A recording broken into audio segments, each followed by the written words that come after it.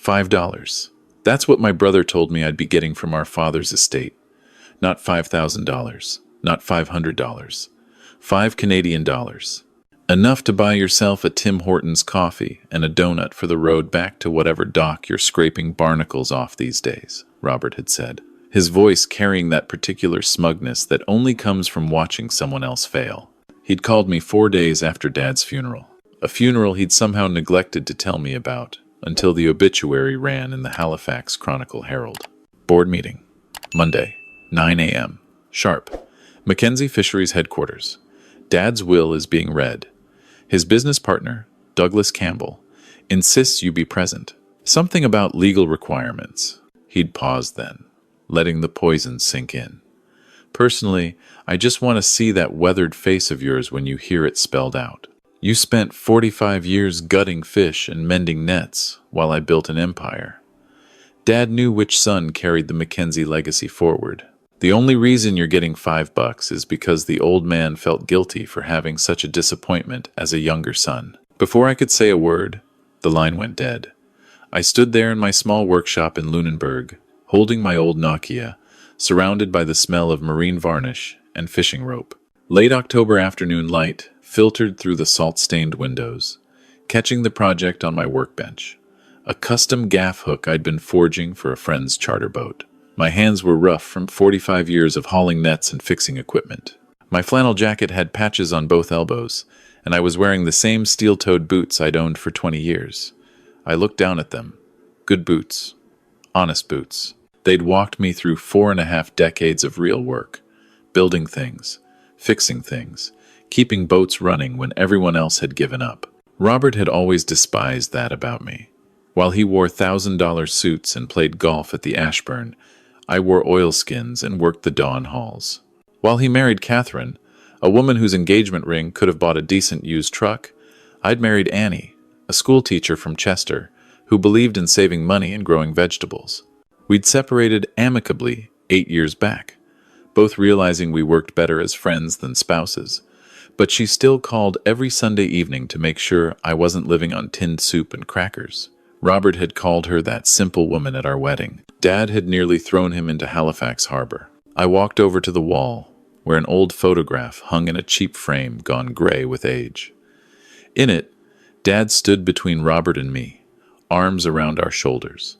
I was maybe 13, Robert 16.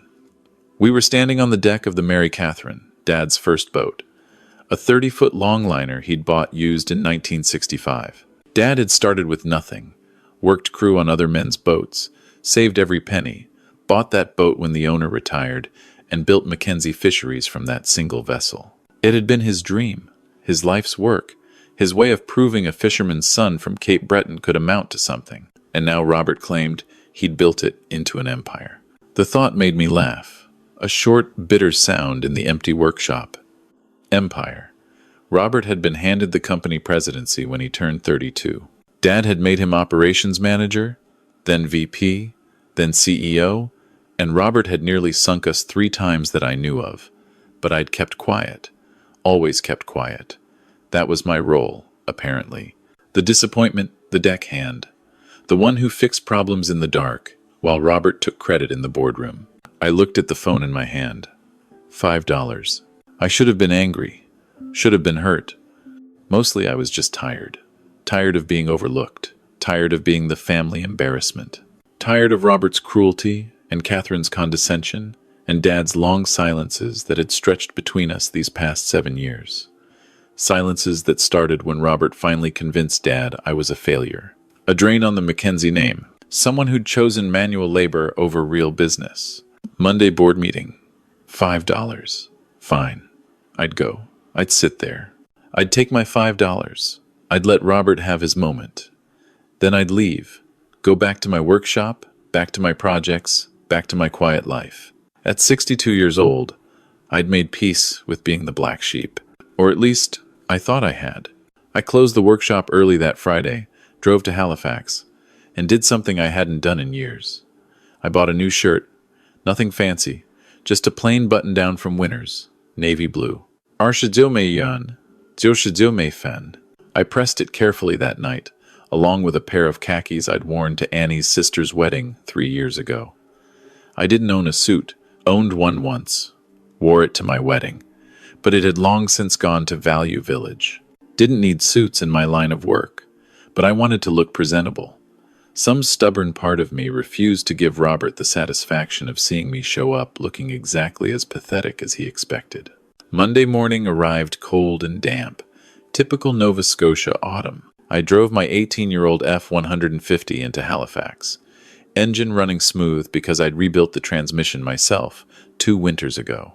The drive from Lunenburg took an hour in morning traffic. I parked in a municipal lot, 8 blocks from Mackenzie Fisheries headquarters, because parking at the building was $22 an hour, and I wasn't about to pay that for what would probably be a 45-minute humiliation. The building rose before me as I walked those 8 blocks. A gleaming structure of glass and steel on Lower Water Street, right on the harbor. 12 floors of success. My father's dream realized and expanded beyond anything he'd imagined. I remembered when they broke ground on this building. I'd been 38, still married to Annie, still on speaking terms with Dad.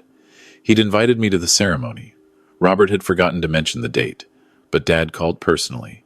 We'd stood together in the rain, hard hats on, and he'd turned to me with tears mixing with the drizzle on his face. "This is it, Danny," he'd said, using the childhood name he hadn't used in years. "This is what it was all for. All those years on the water. This building will stand long after I'm gone."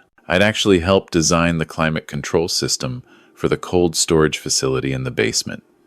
Spent weeks working with the engineers, solving problems they couldn't crack. Dad knew about it.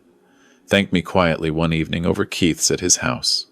Robert never knew, or if he did, never acknowledged it. The lobby was exactly as I remembered. Polished granite floors, walls of reclaimed ship timber from old schooners, soft lighting that gave everything a warm glow. A massive Mackenzie Fisheries logo dominated the wall behind reception. Brushed aluminum letters, shaped like a ship's wheel. I approached the desk in my clean shirt and old boots, which squeaked slightly on the granite. The young woman looked up, professional smile freezing as she took me in. "Can I help you?" "I'm here for the 9 o'clock meeting." Boardroom. Daniel Mackenzie. Something flickered in her eyes at the last name. She glanced at her screen. "Oh, yes. Mr. Campbell is expecting you. 12th floor. Someone will meet you at the elevator." I thanked her and walked to the elevators. The car was empty, all mirrors and polished brass. I caught sight of myself in the reflection. A 62-year-old man who'd worked with his hands his entire life, who'd spent more time on boat decks than in offices, who probably still had fish scales under his fingernails, despite 3 scrubbing sessions with Boraxo soap. The elevator climbed. 12. The doors opened. A young man in a crisp suit waited. "Mr. Mackenzie, this way, please." He led me down a hallway lined with photographs. Mackenzie Fisheries' history displayed like a museum. Early photos of Dad in his oilskins standing proud beside the Mary Catherine. Later photos of the fleet growing, new boats, new facilities. Then photos of Robert. Robert shaking hands with Premier Houston. Robert cutting ribbons at new processing plants. Robert accepting awards from the Fisheries Council. I noticed my face disappeared from the photos around 2002, erased from the family history. Written out of the story. Should have hurt. Maybe it did. In some small way I'd learned to ignore. The boardroom door loomed ahead, solid oak with brass fittings. The young man opened it. "Mr. Campbell will join you shortly. Please have a seat." The room was intimidating. A massive table made of reclaimed ship deck dominated the space. High-backed leather chairs surrounded it. One wall was entirely windows, offering a stunning view of Halifax Harbor. The opposite wall displayed framed photographs and several certificates. I walked closer. Mackenzie Fisheries held 17 patents for fishing equipment and processing techniques. I recognized 8 of them immediately.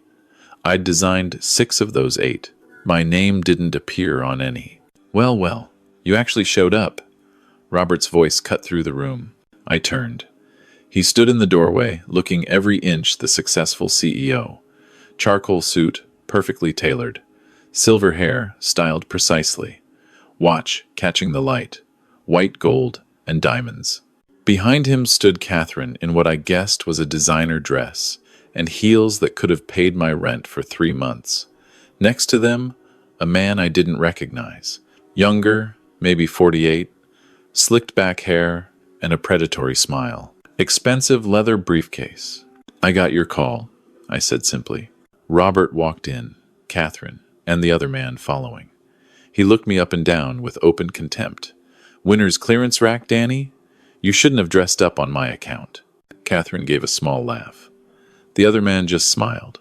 "This," Robert said, gesturing vaguely at me while addressing his companions, "is my younger brother, Daniel, the family disappointment. Spent his whole life gutting fish and scraping boats while real men built empires." He turned back to me. "Catherine, you remember Danny from the wedding, don't you?" "Vaguely," Catherine said, tone making it clear she'd worked hard to forget. "You were the one with grease on your hands during the receiving line." "That was Dad's funeral, actually," I said, quietly. "I came straight from the docks. Dad had a heart attack at 3 a.m. I didn't have time to go home and change." Robert waved dismissively. "Always an excuse. This is Jeffrey Pierce, by the way, company's senior legal counsel. He'll be documenting today's proceedings." The lawyer nodded, that predatory smile never wavering. "Where's Douglas Campbell?" I asked. "Your message said he'd be conducting the meeting." "He'll be here," Robert said, taking the seat at the head of the table. Catherine sat to his right, Pierce to his left, probably caught in traffic coming from Chester. "You know Douglas. Never met a schedule he could keep." He leaned back, arms spread wide. "Sit down, Danny. Don't be shy. You're still technically family, even if you haven't contributed anything to the actual business in, 40 years? 45, I said, taking a seat near the door. "I left Mackenzie Fisheries Management 45 years ago." "That's right. You left. Walked away from a guaranteed executive position to go work crew on other people's boats." Robert shook his head in mock sympathy. Dad was so disappointed. "You know that?" He used to tell me, "Robert, I don't understand your brother. I built this company for both of you, for the family," and he just walks away. That wasn't true. I knew it wasn't because I remembered the conversation when I told Dad I was leaving the company office. I'd been 19, fresh out of nautical school, and I'd been working in Mackenzie's equipment division for 8 months. Robert had just been promoted to operations manager despite being only 22 with barely 2 years' experience. He'd started changing things immediately, canceling safety upgrades, redirecting budgets, taking credit for other people's innovations. I designed a new net retrieval system that would have saved lives and money. Robert presented it to the board as his innovation. When I confronted him, he laughed in my face. "Welcome to the real world, little brother. Ideas are cheap. Presentation is everything. Either get on board with how things work or get out." I'd chosen to get out. Dad had been sad but understanding. "If you need to find your own path, Danny, I won't stop you. But remember, there's always a place for you here. Always." That place had apparently expired somewhere around the time Robert convinced him I was a failure. The door opened, and Douglas Campbell walked in. I felt something unclench inside me. Douglas was 74, silver-haired, still had the build of a man who'd spent decades hauling nets. He'd been Dad's first crew member, his partner through every storm. He'd been at my wedding. He'd sent me Christmas cards every year. He'd called me after Dad died, voice breaking. "I'm sorry, Danny. I'm so sorry." Douglas looked at me, and I saw something in his eyes, something sad and knowing and almost apologetic. He nodded once, then turned to Robert. "Thank you all for coming. I know this is difficult." His voice was formal, distant.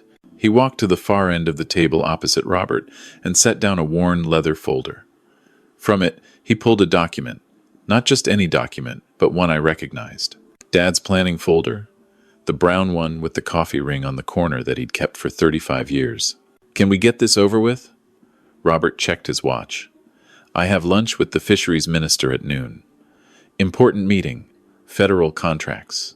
Douglas looked at him with an expression I couldn't read. Of course. "As you know, I was not only Malcolm Mackenzie's business partner for 48 years, but also the executor of his estate and holder of his controlling shares during the transition period. What you may not know is that Malcolm spent the last 8 months of his life making very specific arrangements regarding Mackenzie Fisheries' future. Yes, yes, Robert said impatiently. He left the company to me. We all know this. He'd been grooming me to take over for decades. This is just paperwork. If I may continue, Douglas said, steel in his voice now. Robert's mouth snapped shut. Douglas opened the folder. We'll begin with some preliminary bequests. To Margaret Sullivan, who served as Malcolm's housekeeper for 32 years, he leaves the sum of $85,000 tax-free with his deep gratitude for her kindness during his final months. Robert rolled his eyes. Catherine examined her nails. I remembered Margaret. She'd been at Dad's house the last time I visited, about 3 years ago. I'd stopped by unannounced, something I rarely did because Robert had made clear I wasn't welcome. Margaret opened the door, face lighting up. Danny! Oh, your father will be so happy. He's in the den. She'd led me through, chattering about Dad's declining health, how he slept poorly, how he sometimes got confused. When I asked if he had help, she said Robert visited monthly, always bringing papers for Dad to sign. I'd stayed 4 hours that day. Dad and I talked about old times, early days, about Mum who'd died 12 years before. When I left, Dad held my hand for a long moment. I've missed you, Danny. I've missed you so much, Douglas continued. To St. James Anglican Church, he leaves $60,000 for maintenance of the church he attended for 45 years. He paused, looking at Robert. Your father noted his disappointment that no family members attended services with him in his final years. He knew I was busy, Robert said defensively, building his company, making him proud. That was more important than sitting in some drafty church. Douglas's expression didn't change. To the Nova Scotia Fishermen's Assistance Fund, he leaves $120,000 for their programs supporting injured fishermen and their families, with a specific note that the industry is built on the backs of working men and women whose sacrifices often go unrecognized. Catherine leaned over, whispered something to Robert. He nodded, then spoke. Douglas, with respect, can we skip the charity donations? I have that ministerial lunch. No, Douglas said simply. Malcolm requested every word be read aloud and acknowledged. I intend to honor that. He looked back at the document. To Daniel Mackenzie, Malcolm leaves his personal tool collection, including the original captain's compass from the Mary Catherine, along with all his navigational charts and captain's logs. Something caught in my throat. Dad's tools, his compass, his logs. Those weren't valuable in dollars, but they were priceless to me. I'd learned navigation from those charts as a boy. Thank you, I managed to say. How touching, Robert said, sarcasm dripping. Barnacle scrapers for the barnacle scraper. Very appropriate. Douglas ignored him. Now we come to Mackenzie Fisheries itself. The room crystallized, every molecule charged with tension. Robert leaned forward. Catherine's eyes gleamed. Pierce had his pen ready. Mackenzie Fisheries, Douglas read, represents 48 years of my life's work. It began with a single, used longliner in 1965. Today, it operates a fleet of 23 vessels, 3 processing facilities across the Maritimes, and generates approximately $80 million in annual revenue. He paused. Malcolm Mackenzie built this company on 3 principles: integrity, innovation, and respect for the sea and those who work it. Dad always was a dreamer, Robert said, smiling. The controlling shares of Mackenzie Fisheries, Douglas continued, currently amount to 58% of all voting stock. These shares have been held in trust by myself since Malcolm's death, pending this meeting. The question is, who will inherit this controlling interest? Obviously, Robert said, standing, unable to contain himself. Obviously, it's me. I've been running this company for 30 years. I am Mackenzie Fisheries. Everyone knows this. Douglas looked at him for a long moment. Then he smiled. Not warm, sad, and knowing, and somehow final. Robert, sit down. I'm not finished. What do you mean you're not finished?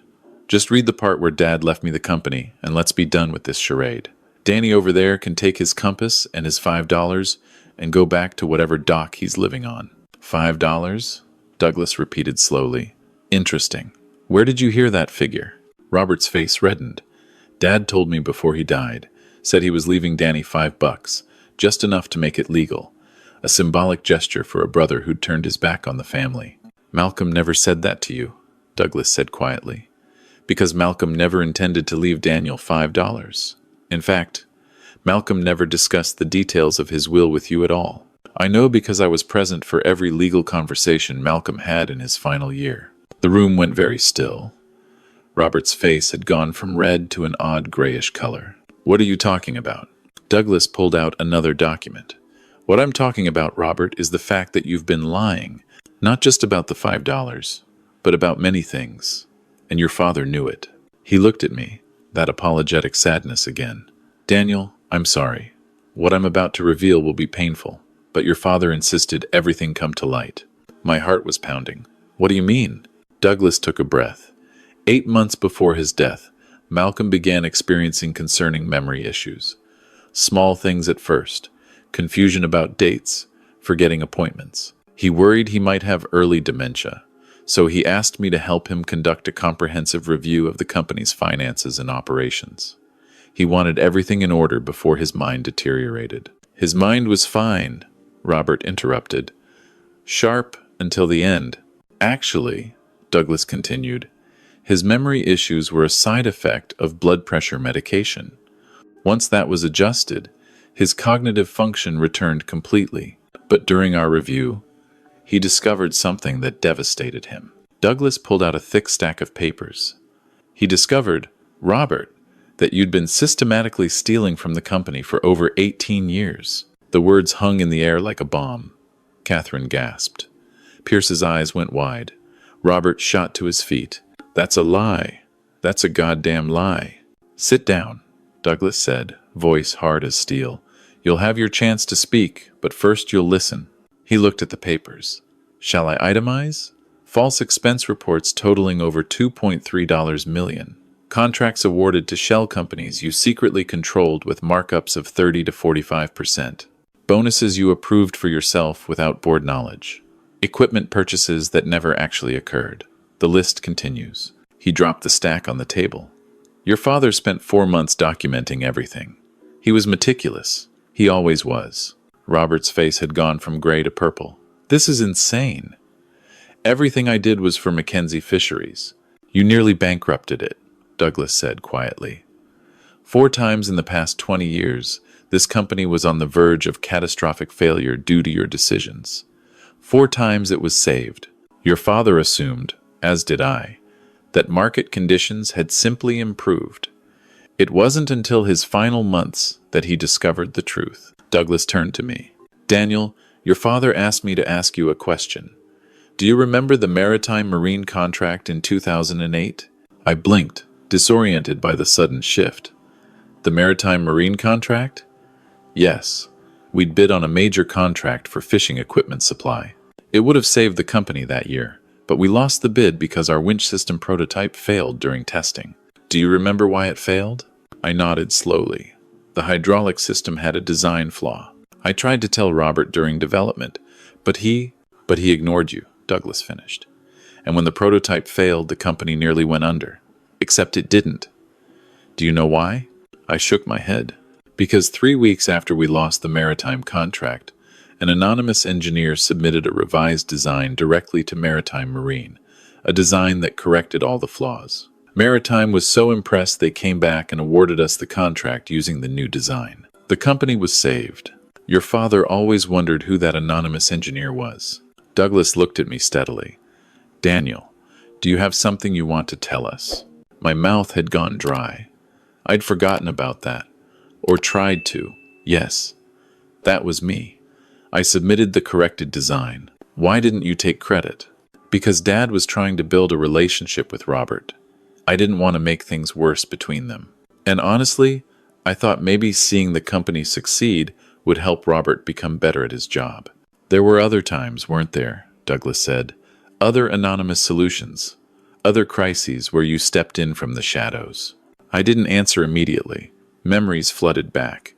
The hull design problem in 2011 that I diagnosed and fixed remotely after consulting with one of our captains. The engine failure in 2016 that would have idled half our fleet until I'd shown up during my day off and spent a weekend repairing it. The safety violation in 2014 that I'd helped resolve by redesigning our deck equipment. At least a dozen times over the years, I'd quietly intervened to save Dad's company. Always anonymous, always without acknowledgement. Why? Catherine demanded, voice shrill. If you did all that, why didn't you tell anyone? Why hide? I looked at her, then at Robert. Because I loved my father, and I loved what he built.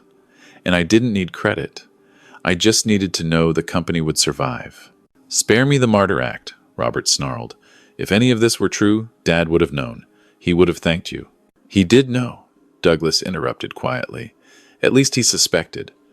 During our final review, when Malcolm saw how many times the company had been saved by these anonymous interventions, he started investigating. He was brilliant, your father. It didn't take long to connect the dots. Every single rescue had Daniel's fingerprints on it, his engineering style, his problem-solving approach. Douglas pulled out another document. This is a letter Malcolm wrote 6 weeks before his death. He gave it to me with instructions to read it aloud at this meeting. He cleared his throat and began. To my sons, Robert and Daniel, if you're hearing this, I'm gone. I'm sorry I couldn't say these things to your faces, but I was a coward in life, and it seems I'm a coward in death as well. Robert, you were my firstborn, my heir, the son I groomed to lead my life's work, and I failed you. I failed you by giving you too much too soon. I failed you by excusing your mistakes and covering your weaknesses. I failed you by letting you believe that position and title mattered more than character and competence. You nearly destroyed everything I built, not once but repeatedly. And I enabled you because I was afraid to admit I'd raised a son who valued money more than integrity. Robert had gone completely still, face a mask of shock and rage.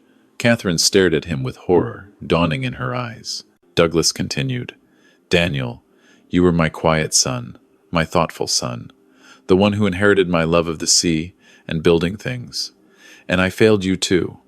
I failed you by letting Robert push you away. I failed you by not defending you when he mocked your choices. I failed you by allowing you to be erased from the family legacy, even though you were the one who upheld it more than anyone. For 45 years, you lived in the shadows, protecting something you had every right to claim as yours. And I was too blind, too stubborn, too afraid to acknowledge it. My vision blurred. I realized I was crying, silent tears running down my face. Douglas's voice was steady, but I could hear the emotion. This company was built on integrity, innovation, and respect. Robert, you failed on all counts. You stole from the company. You stifled innovation. You drove your brother away. Daniel, you embodied all three principles without ever asking for recognition. And so I must try to correct my failures. I must try to make this right, even if I can't do it while I'm alive. Douglas set down the letter and picked up another document. This is Malcolm's final directive regarding Mackenzie Fisheries controlling shares. He looked at Robert. Robert, your father leaves you exactly what you earned through your service. $5,000 for each year you served as CEO. That's $150,000 total. More than generous considering you stole over $2 million from the company. He also leaves you a choice. Accept this settlement and resign quietly, or the company will press criminal charges. The decision is yours. Robert's mouth opened and closed. No sound came out. Douglas turned to me. Daniel, your father leaves you the controlling 58% of Mackenzie Fisheries. He also leaves you his personal investments totaling approximately $8 million. And he leaves you a letter. Douglas pulled out one final envelope, worn and creased. He asked me to give you this in private, but he also said you had the right to read it aloud if you chose. That's your decision. My hands shook as I took the envelope. It was addressed in Dad's handwriting. Danny. Not Daniel. Danny. I opened it carefully, pulling out 2 sheets covered in his cramped script. Danny, I read aloud, voice barely steady. By the time you read this, I'll be gone. I'm sorry I waited so long to say what I should have said years ago. I'm sorry I let Robert convince me you didn't care about the company. I'm sorry I believed his lies about you being a disappointment. The truth is, you were never the disappointment. I was. I disappointed you by not standing up for you. I disappointed you by being too weak to confront Robert. I disappointed you by letting you carry the burden of saving my company without ever acknowledging your sacrifices. I had to stop, throat closing. Douglas quietly pushed water toward me. I drank, then continued. I don't expect forgiveness. I don't expect you to even want the company. Lord knows you built a good life without it, and maybe you'll choose to keep that life. But I'm giving you the choice I should have given you 45 years ago. The choice to lead. The choice to innovate. The choice to take what was always rightfully yours and make it something even better. Whatever you decide, know this. I was always proud of you. Even when I didn't show it, even when I let Robert's poison cloud my judgment, I knew deep down, I always knew you were the son who truly understood what Mackenzie Fisheries was supposed to be. A place where integrity matters, where innovation thrives, where we respect the sea and those who work it. I love you, Danny. I'm sorry I didn't say it enough. Dad, the silence was absolute. I carefully folded the letter, put it back in the envelope. When I looked up, Catherine was staring at Robert with disgust. Pierce was looking at him like he was radioactive. And Robert himself stood there, face cycling through emotions I couldn't name. This is he, finally said, but his voice lacked conviction. This whole thing is, Dad was senile. You manipulated him, Douglas. You and Danny both. Your father, Douglas said coldly, was examined by 3 independent physicians in his final months. All 3 certified him mentally competent. All 3 signed affidavits stating he was of sound mind when he made these decisions. Those documents are part of the legal record. You can dispute this if you want, Robert. You can tie it up in courts for years. But you'll lose, and in the process, the evidence of your theft will become public. Your name will be destroyed. Is that what you want? Robert's eyes darted around, looking for support. They landed on Catherine. Darling, tell them this is insane. Catherine stood smoothly. Actually, Robert, I think I'll be calling my lawyer. If you've been stealing from the company, that affects our marital assets considerably. We'll need to have a very long conversation about that. She picked up her purse. Excuse me, gentlemen. I have calls to make. She walked out, heels clicking, not looking back once. Catherine, Robert called after her. But she was gone. He turned on Pierce. Say something. You're the company lawyer. Tell them they can't do this. Pierce carefully closed his briefcase. Actually, Mr. Mackenzie, I'm the company's lawyer, not your personal counsel. And given what I've just heard, I'd strongly advise you to retain independent legal representation. My loyalty lies with Mackenzie Fisheries itself, not with any individual executive. If Mr. Daniel Mackenzie is now the controlling shareholder, then he's my new boss. He looked at me. Mr. Mackenzie, I'm at your service whenever you're ready to discuss the transition. Robert stood there, abandoned by his wife, abandoned by the lawyer, with nothing but his rage. You, he said, pointing at me. You did this. You poisoned Dad against me. You snuck around, playing hero, making me look bad. This is your fault. I stood slowly. No, Robert. This is your fault. You had everything. You had Dad's trust. You had the company. You had respect. And you threw it away because you couldn't stop being greedy. Because you couldn't stop being cruel. Because you had to push me out, erase me, make sure everyone knew I was nothing compared to you. I took a breath. But I was never nothing. I was just quiet. And you mistook quiet for weak. I built this company, Robert shouted. I made it what it is. You nearly destroyed it, I said softly. Multiple times. And each time I fixed it. Not for you, not even for myself, but for Dad. For the 300 people who depend on this company. For the legacy that meant something before you got your hands on it. Douglas stood. Robert, you have 72 hours to make your decision. Accept the settlement and resign, or face charges. I'll need your answer in writing. He gathered his papers. Daniel, we have much to discuss. legal transfers, board notifications, operational briefings. When you're ready, we'll begin. I nodded, still trying to process everything. Robert stood there, deflated, his expensive suit suddenly looking like a costume. This isn't over. Yes, it is, I said. It's been over for a long time. We just didn't know it. He stared at me another moment, then turned and walked out. His footsteps echoed down the hallway, growing fainter. Pierce followed at a discreet distance. Then it was just Douglas and me in that boardroom with Halifax Harbor spread beyond the windows. "I'm sorry, Daniel," Douglas said quietly. "I know that was brutal. Malcolm wanted it private, but he also thought Robert needed to hear everything, needed to understand." "Did Dad really write all that?" I asked. "The letter. Every word?" "Every word. He wrote it in my office 6 weeks before he died. He cried while he wrote it. Told me he wished he'd been brave enough to say it to your face." Douglas came around the table, put a hand on my shoulder. "He did love you, Daniel. He was just a flawed man who made mistakes. He tried to fix them at the end. That's something." "Yeah," I said, voice rough. "That's something." Douglas started packing his briefcase. "Take time. Think about what you want to do. The company is stable. We have good people running day-to-day operations. You don't have to decide anything today." After he left, I stood there alone in the boardroom for a long time. I looked out at the harbor, at the boats moving in and out, at the cranes loading containers. Mackenzie Fisheries. My father's dream.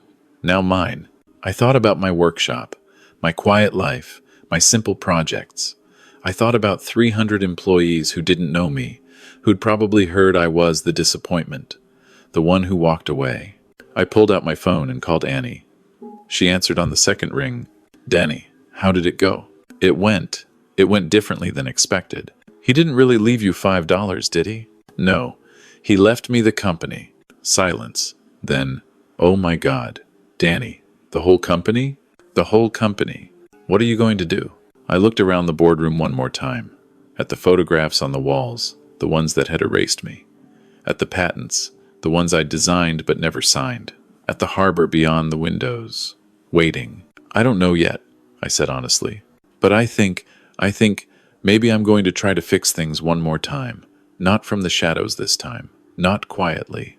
I think I'm going to step into the light and see if I can make Dad's dream work the way it was supposed to. With integrity. With innovation. With respect for the sea and the people who work it." "That sounds like you," Annie said, and I could hear the smile in her voice. "The Danny I know. Always fixing things. Always making them better." After we hung up, I took one more walk around the boardroom. I stopped at the wall of patents and stood there, looking at my unsigned work. Then I went to the photographs, tracing the years where my face disappeared. "I'm back, Dad," I said to the empty room. "I don't know if I can do this. I don't know if I'm the CEO type, but I'll try. For you, for the people who depend on us, for the legacy that should have been ours together." The harbor outside kept moving, indifferent to my small drama. But I felt something shift inside me, something that had been sleeping 45 years. Not anger, not even pride, just quiet determination. A sense that maybe, finally, I'd been given the chance to step out of the shadows and claim the legacy I'd protected all along. Mackenzie Fisheries. My father's dream, my burden, my responsibility, my chance to prove that the quiet ones, the ones who work with their hands, the ones who fix things in the shadows, might just be the ones who can lead after all. 12 floors below, my old F-150 was still parked 8 blocks away. I'd walk back to it eventually. But first, I had work to do. Real work. The kind that doesn't get your hands dirty with fish guts and engine grease, but might just change 300 lives. The kind that honors a father's legacy and redeems a son who'd been waiting 45 years for someone to notice he'd never really left at all.